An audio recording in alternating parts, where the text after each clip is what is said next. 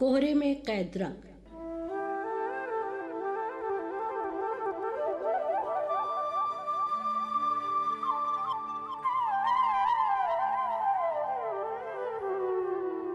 लीजिए प्रस्तुत है अनेक साहित्यिक पुरस्कारों से सम्मानित प्रख्यात कथाकार श्री गोविंद मिश्र के लिखे उपन्यास पर आधारित रेडियो नाट्य रूपांतर कोहरे में कैद रंग की दूसरी कड़ी।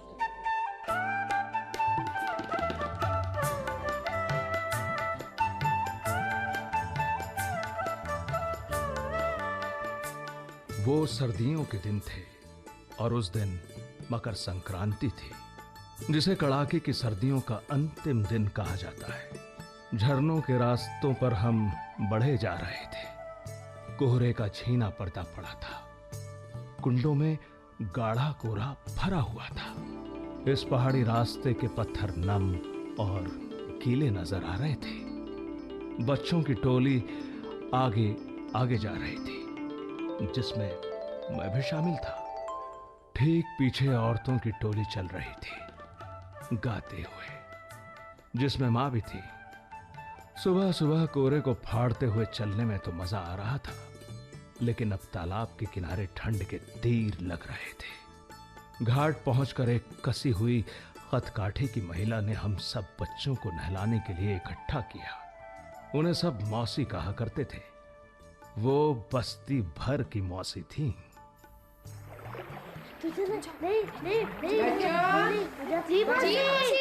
चलो सब बच्चों इधर आ जाओ। अच्छा मौसी। जी अच्छा मौसी। और सुनो, अकेले पानी की तरफ कोई ना जाना।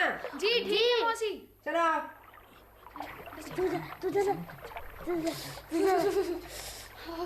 अरे मौसी, बड़ी ठंड लग रही है मौसी। अरे अरे अरे अरे सर्दी के मौसम में सुबह सुबह नंगे बदन, वो भी तालाब के किनारे, ठंड ना लगेगी तो क्या गर्मी लगेगी? अरे मौसी, आजा आजा नहीं मौसी, अरे आओ मौसी बात तो छोड़ो। अरे नहीं मौसी, ठंड लग रही है। अरे पानी में डुबकी लगाते ही तेरी सारी ठंड दूर हो जाएगी। चल चल चल आजा मौसी। अरे मैं कहती ना चल। हाँ अच्छा अच्छा तू काम कर, नाक बंद कर। हाँ शाबाश, हाँ नाक बंद कर। हाँ एक डुबकी लगा। एक डुबकी लगा। हाँ आया ना मजा? देखा सारी ठंड तेरी दूर हो गई ना। एक डुबकी लगा।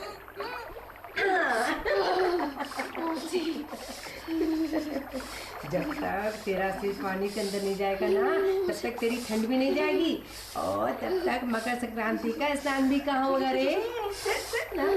हाँ अब नहा लिया। चल चल भाग जल्दी यहाँ से। हाँ जाके फटाफट कपड़े पहन ले। हाँ चल चल चल। बच्चों जी मौसी। ए बच्चों। जी मौसी। एक एक करके तुम लोग भी आओ। चलो चलो आती जाओ आती जाओ। नहीं तो मुझे आना पड़ेगा संगे। पकड़ लिया।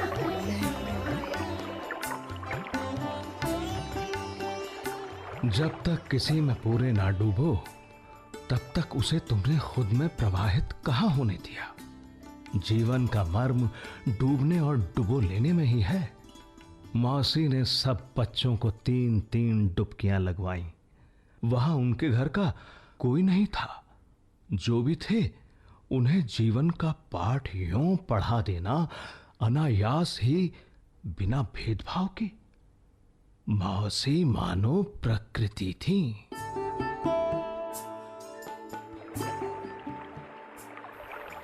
अरे अरे ये पानी में कौन कूदा है? पता नहीं कौन है। कोहरे में दिख भी तो नहीं रहा है ठीक से। हाय हाय दिखेगा कैसे भला? लगता है वो तो पानी में ही समा गया। हाँ अरे राम, कहीं कोई ससुरा डूब तो ना गया हुआ? हाँ हाँ हाँ नहीं नहीं हाँ? कोई निकल रहा है बाहर। सिर बाहर आया है। हाँ देखो बाल भी चटक रहा है। कौन देखो। माँ, ये तो अपना मुल्लू मामा है। अरे हाँ ये तो अपना मुल्लू है। मुल्लू, जरा आने तो दो यहाँ, अभी बताती हूँ इसे। हाँ। क्या हुआ दीदी, ऐसे क्यों ताक रही हो? क्यों रे मुल्लू, तुझे अकल कब आएगी रे? इतने ठंडे पानी में कूद रहा है। कुछ नहीं होता दीदी। कुछ नहीं होता? कुछ नहीं होता क्या होता है? इतनी ठंड में कोई पानी में कूदा जाता है? अगर देह पकड़ जाए, सुन्न पड़ जाए तो क्या होगा? हाँ, दीदी ये मेरे मुल्लू मामा थे, दुबले पतले, काले कलूटे, चेचक के दागों से भरे चेहरे वाले, मां के सगे भाई, 3 बहनों के इकलौते भाई। मां को इनसे बहुत लगाव था। मुल्लू मामा कितने ही काम बगैर सोचे समझे कर डालते थे, जैसे कि ये कूदना ही ले लो। मां अपने बच्चों से जरा दूर दूर ही रहती थी, मानो वे अनचाही हों। वैसे तो विवाह भी कहां चाहा था। 13 बरस की उम्र में ही माँ बाप ने जैसे बकरी की तरह दूसरे घर में हाँक दिया था। वो भी क्या करते, उनकी भी मजबूरी थी। लेकिन मां ने शादी के बाद पढ़ाई की, लोअर मिडिल और अपर मिडिल की परीक्षाएं प्रथम श्रेणी में उत्तीर्ण की और शिक्षिका नियुक्त हुई। देश स्वतंत्र हो चुका था। कुछ दिनों पहले तक जो एक जगमग रियासत थी, वो एक प्रांत के एक छोटे से जिले की छोटी सी तहसील बन चुकी थी। मां का स्कूल, जो उस रियासत का लड़कियों का जाना माना स्कूल था, वो एक आम सरकारी स्कूल हो गया था। दरअसल इस बीच हर विशेष आम हो चला था। पिता और मां को जिला बोर्ड के स्कूलों की सरकारी नौकरी में शामिल कर उनका तबादला गांव के स्कूल में कर दिया गया। वो जा सकते थे, मगर समस्या मेरी पढ़ाई की थी। सुनिए, मेरा तबादला गांव के सरकारी स्कूल में हो गया है और आपका भी। आप क्या सोचते हैं, अब क्या किया जाए? बड़ी अजीब स्थिति है। हम दोनों गांव के स्कूलों में चले तो जाएं, मगर फिर बच्चे की पढ़ाई का क्या होगा? हाँ, उसी की तो समस्या है। वो तो 8वीं में है, जबकि गांव का स्कूल कक्षा 5 तक ही है। तो एक काम करो, हम लोग गांव के स्कूल में जाकर हाजिरी तो लगा ही देते हैं, मगर तुम छुट्टी की दरख्वास्त देकर अपने मायके चली जाओ। ठीक। और कोई नई नौकरी की खोज में लग जाओ। लेकिन इस मकान का क्या होगा, हैं? जो हमने इतने समय तक तिनके जोड़कर बनाया है, हमारा अपना मकान। अरे, पिछले साल ही तो इसमें बच्चे की पढ़ाई के लिए अलग कमरा बनवाया है। इसे तो अब बेचना ही पड़ेगा। गाय, भैंस, खेती सब बेचना पड़ेगा। मगर बेटे की पढ़ाई का क्या होगा? उसे स्कूल के बोर्डिंग हाउस में रख देते हैं। क्यों, क्या सोचती हो? हाँ, अब तो यही रास्ता है। ठीक है, आप उसे बोर्डिंग हाउस में ही भर्ती करा दीजिए।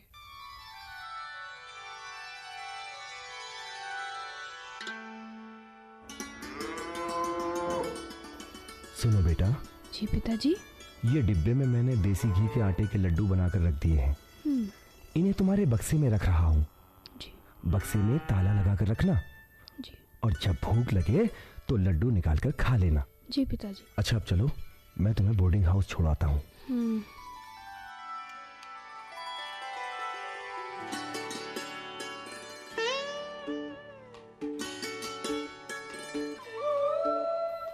भूख एक बुनियादी चिंता जो दादा से चलकर पिता तक आई थी। दोनों ने जीवन में भूख देखी थी। शायद इसलिए भूख का इंतजाम करके ही पिता मेरे लिए अपना स्नेह दिखाते थे। बोर्डिंग हाउस पहुंचकर पिता मुझे उस कमरे तक पहुंचा गए जहां मुझे रहना था। कमरे में 4 लड़के थे। सबसे बड़े रामेश्वर भाई थे, जिन्हें पिता सबसे बड़ा जानकर मेरी जिम्मेदारी सौंप गए। सुनो बेटा। जी। तुम्हारा नाम क्या है? जी, रामेश्वर। देखो, तुम कमरे में सबसे बड़े हो। जी। मेरे बेटे का ध्यान रखना। देखना कि उसका मन लग जाए। जी, आप निश्चिंत रहिए।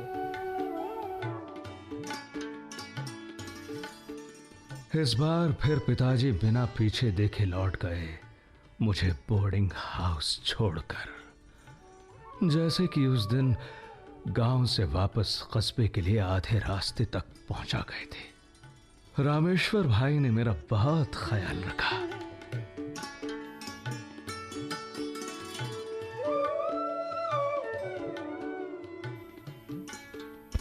भैया, सुनो भैया, उठ जाओ।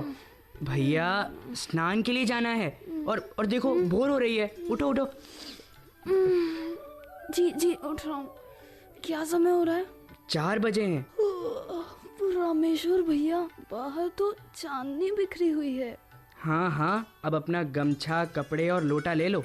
वहाँ मैदान में निवृत्त हो लेते हैं, फिर कुएं पर चलकर दातुन करेंगे और नहाएंगे। ठीक है, अब जल्दी करो, जल्दी जल्दी उठो। चलो चलो उठो। और कपड़े ले लो, चलो। जी भैया।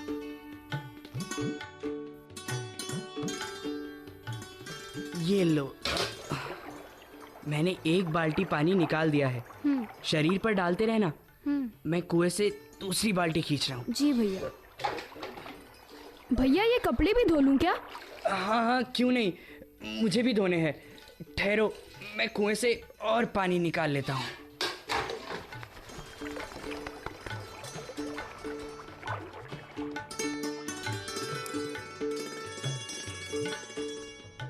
रामेश्वर भाई मेरा बहुत ख्याल रखते हैं। मैं तो बस उनके पीछे पीछे चलता। वो रात देर तक पढ़ते, मुझे जल्दी नींद आने लगती। कभी कभी आधी नींद में देखता हूं मुझे चादर ओढ़ा रहे होते। हम दोनों कहां से आए, मिले, आगे क्या होगा कोई नहीं जानता। मगर इस वक्त रामेश्वर भाई मेरे लिए सब कुछ है, मेरे संरक्षक, मेरे बड़े भाई। बोर्डिंग हाउस में मैं 3-4 महीने ही रह पाया। इम्तिहान खत्म हुए कि पिताजी लेने आ गए। चलो बेटा, अब यहाँ से चलने की तैयारी करो। अपना सामान जमाओ, चलो चलो जल्दी करो। लेकिन कहाँ पिताजी? क्या अब हमें यहाँ नहीं रहना है? नहीं, मैं तुम्हें तुम्हारी ननिहाल ले जा रहा हूँ, तुम्हारी माँ के पास। चलो, ये अपना संदूक उठाओ, जल्दी करो। माँ के पास? हाँ, वहाँ उन्हें एक प्राइवेट स्कूल में नौकरी मिल गई है। और ये गमछा तुम्हारा है? जी। लेकिन उनकी पुरानी वाली गांव की नौकरी? वहाँ इस्तीफा भेज दिया। और ये चादर तुम्हारी है? हाँ। चलो चलो चलो चलो। हाँ हाँ, चलिए चलिए पिताजी, चलिए।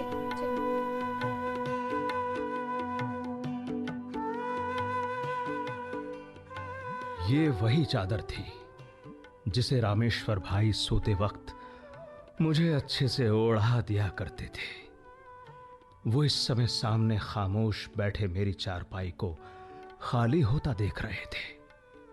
हम निकले तो वो चुपचाप दरवाजे तक आ गए। पिता से उन्हें धन्यवाद जैसा कुछ ना मिला। पिता ऐसे ही थे, जरा रूखे से।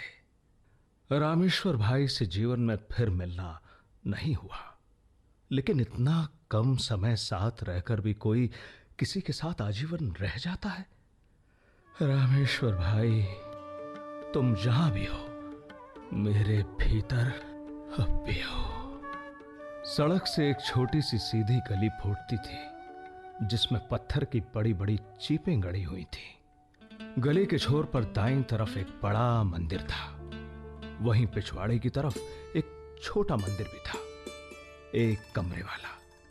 ये मंदिर एक चबूतरे पर बना था, जिसके बगल ही में था एक पक्का कुआं। बड़े मंदिर के बीचों बीच बने इस पीपल के पेड़ के पत्ते हवाओं के चलने पर बज उठते थे। ये पेड़ बहुत से उतार चढ़ावों का साक्षी रहा। छोटे मंदिर के पीछे वाले कच्चे मकानों में मेरे नाना के 2 छोटे भाई और सामने की तरफ एक और भाई रहा करते। छोटे मंदिर के समानांतर नाना का मकान था, या कहिए नानी, मुल्लू मामा और उनकी बहू का। नाना के पिता बड़े व्यापारी और मोहल्ले के रईस थे, मगर वक्त ने ऐसी करवट बदली कि नाना वाली पीढ़ी कंगाल हो गई। नाना, जिन्हें हम बब्बा कहते थे और बाकी लोग दद्दा, हमारे जगने से बहुत पहले ही न जाने कहां चले जाते। बहुत बाद में पता चला कि वो मंडी में अनाज तौलने का काम किया करते हैं। एक दिन मैं भी अपने एक दोस्त के साथ वहां पहुंच गया।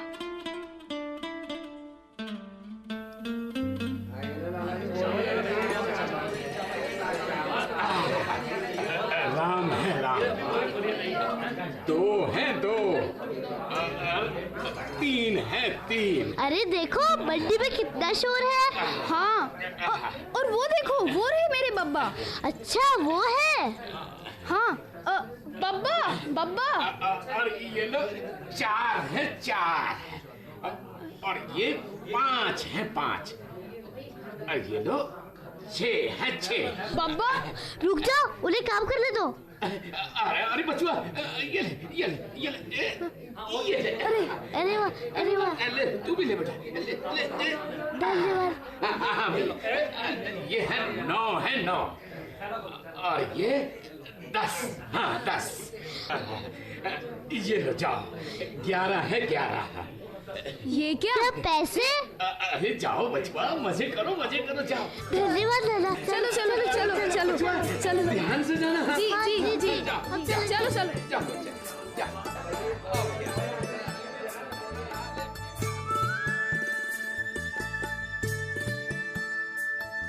नाना ने अपनी धोती की गांठ से निकालकर 1 रुपया मुझे दिया और एक मेरे दोस्त को, जिसे वो जानते तक नहीं थे।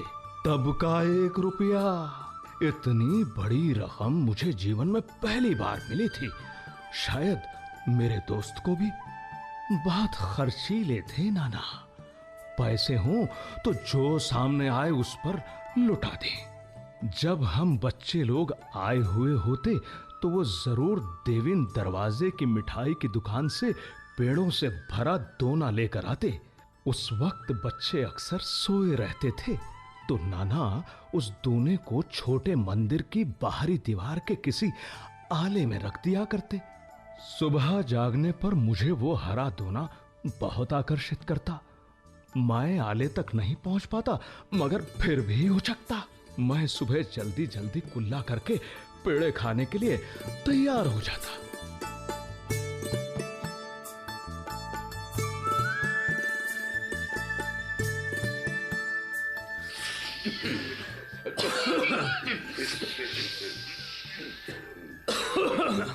हाँ भैया खींचो हाँ।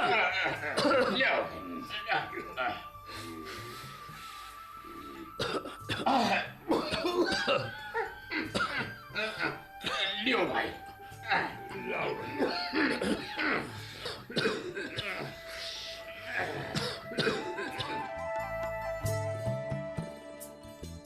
नाना अक्सर कुछ साथियों के साथ बैठकर चुपचाप चिलम खींचते।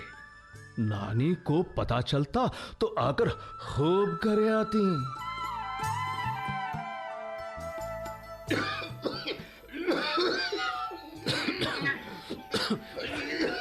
अरे चलो भैया भागो यहाँ से। भैया भाई आ गई, अभी चिल्लाने लगेगी। हाँ चलो भागो यहाँ से। भागो यहाँ से, कंजेड़ी कहीं के काम चोर। हाँ? अरे का भैया भाई रख लो, ये गंजेड़ी ने चिल्लम में बार दो सब कछु। अब मोहे और बार दे। भैया भाई नाराज क्या को हो रही? अरे नाराज क्यों ना हो, काम चोर। अरे आज तेरी सादत की वजह से सब कुछ हो गया।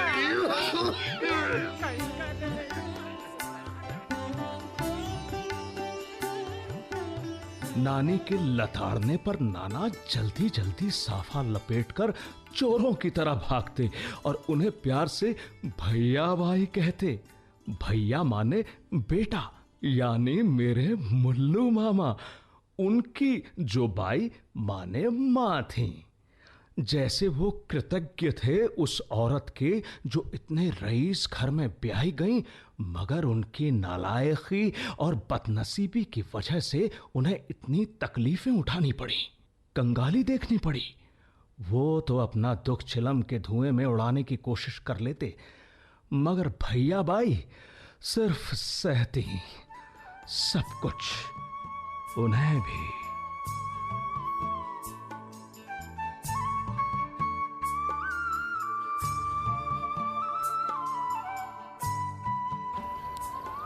चलो बेटा उतरो ना, घर आ गया है। हाँ हाँ माँ, लेकिन माँ गर्मी की छुट्टियाँ तो अभी दूर है ना।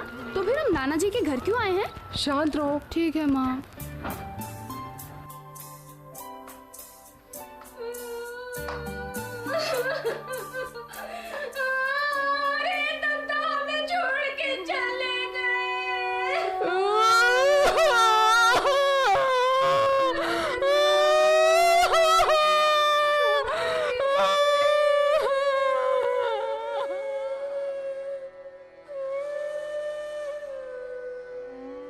दूसरे दिन मैं मुल्लू मामा और कुछ लोगों के साथ नाना के फूल चुनने शमशान गया। जीवन में पहली बार शमशान गया था। लाल कपड़े में बांधकर नाना के फूल बड़े मंदिर के पीपल की खो में रख दिए गए, जैसे उसने उस निष्कलुष इंसान को गोद में बैठा लिया था। उस लाल गठरी को देख कभी कभी लगता जैसे नाना फिर से लौट आए हैं, मगर कभी कभी डर भी लगता। बड़े मंदिर की परिक्रमा वाली जगह हम बच्चे छुआ छुअल का खेल खेलते थे, पर जितने दिन नाना पीपल के पेड़ में रहे, खेल अपने आप बंद रहे।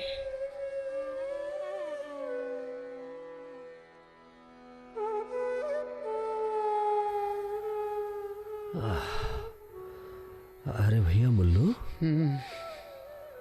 भैया ये अस्थियां प्रवाहित करने कहाँ जाओगे? संगम ले जाएंगे।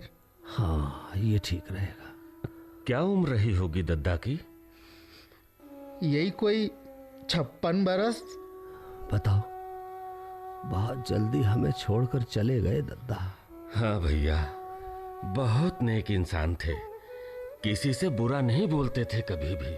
पर भैया मानना पड़ेगा, कहाँ तो इतने रईस परिवार में पैदा हुए, इतना ठाट बाट देखा दद्दा ने, और फिर आखिर तक परेशानी ही परेशानी देखी भैया। मगर भैया, तंगहाली के दिनों में भी दद्दा झूठी शान में नहीं रहे, मंडी में जाकर बयाई करने में भी ना हिचके। हाँ भैया, कोई और होता सोचता कि इतने बड़े बाप का बेटा हूँ, क्या मंडी में जाके अनाज तोलने का काम करूंगा, लेकिन नहीं, दुनिया चाहे कुछ भी कहती रहे, इसकी परवाह उन्होंने कभी नहीं की।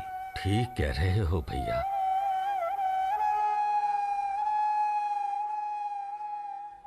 सफेद साफे के नीचे पनीली आंखें, जो लगता था अब रोई, जो मानो संसार में आने मात्र के बोझ से दबी थी। भोला चेहरा, सब पर अपनत्व उड़ेलता हुआ, जो किसी को कुछ कड़वा नहीं कह सकता था, जो मुझे यह सिखा गया कि किसी पर भी, अपने पर भी क्रोध करना सबसे बड़ी मूर्खता है। वो पहला सबसे खूबसूरत इंसान था जो मैंने देखा, और जिसे मैंने इतनी जल्दी खो दिया। बोर्डिंग हाउस से निकलकर जब मैं मुस्तकिल तौर पर ननिहाल रहने आया, तो नाना को गुजरे 2 साल हो चुके थे।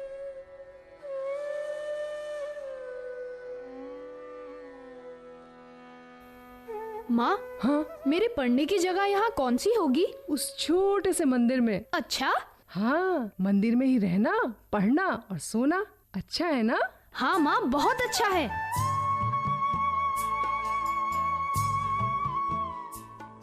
नाना जैसे छोटा मंदिर मेरे लिए ही खाली कर गए थे। वो वहीं रहा करते थे, जमीन का ठीक वही टुकड़ा जिस पर वो सोते थे, उस पर मैं सोया। तब ये ख्याल नहीं आया, वरना डर लगता। आज सोचता हूं कि 100% इंसान के व्यक्तिगत संपर्क में मैं नहीं आ सका, तो क्या, अपनी धड़कनों के स्पंदन जिस जमीन के टुकड़े पर वो छोड़ गया, उस पर मैं 4 साल सोया। मेरे जीव ने वो स्पंदन अवश्य आत्मसात किए होंगे।